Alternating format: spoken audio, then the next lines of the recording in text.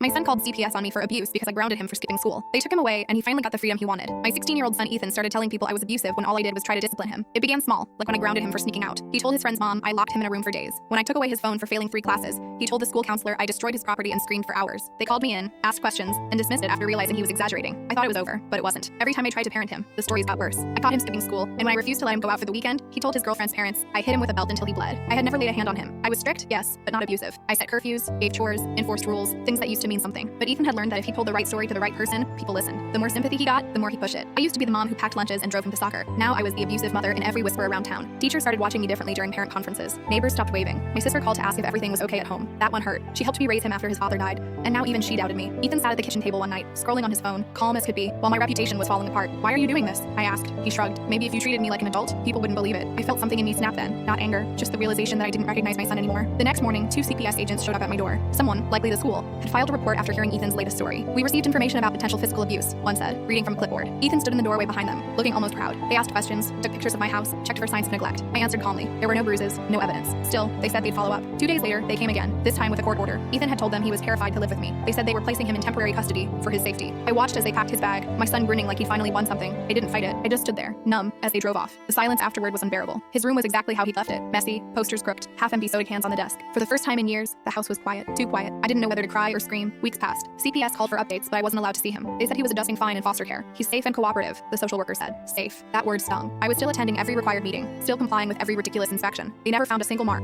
No proof. Nothing. Eventually, they started realizing his stories didn't add up. He told them I locked him in a closet for hours, but the officer who visited my house saw the so-called closet, a storage nook full of holiday decorations. Then he claimed I starved him, but every record from his doctor showed he'd been gaining weight. The story started crumbling under the smallest bit of truth. I think Ethan started panicking when he realized the people who believed him were also the ones controlling his life now. The freedom he thought he'd gained disappeared under their rules. Curfews stricter than mine, mandatory counseling, no late-night phone calls. When the honeymoon period wore off, he began begging to come home. I got the call one Thursday afternoon. "He's been having trouble adjusting," the social worker said carefully. "Would you be open to a supervised meeting?" I said yes before she finished the sentence. They brought him to the office the next day. Ethan looked different, not in a physical way, but in his eyes, like someone who finally understood consequences. He barely met my gaze. "Hey, Mom," he said quietly. "Hey," I replied. We sat there in awkward silence until he blurted, "I didn't think it would go this far." My throat tightened. "You didn't think accusing your mother of abuse would go far?" He winced. "They said I'd get to stay with a family who'd let me do what I want. I thought it would be better, but it's worse there. They don't care about me, just the rules." I wanted to be angry, but what came out was exhaustion. That's what parenting is, Ethan. Rules, responsibility, the things you hated. He nodded, tears threatening. The social worker watched from across the room but didn't interrupt. Ethan wiped his face. "I just wanted you to listen to me." "I was," I said. "You just didn't like what you heard." He didn't answer. 2 weeks later, the court reviewed everything. Every allegation was proven false. They offered to return him home immediately, but I asked for 1 more month, not as punishment, but to make sure he understood what he'd done. When he finally came back, he didn't say much. The first night, he sat at the dinner table staring at his plate. "You really didn't hit me," he muttered. "I know that now." I didn't reply. There was nothing to say. He finished eating, stood up, and quietly did the dishes without being asked. That was his apology. We never talked about it again. But every time he left the house, he'd stop at the door, look back and say, "See you later, Mom."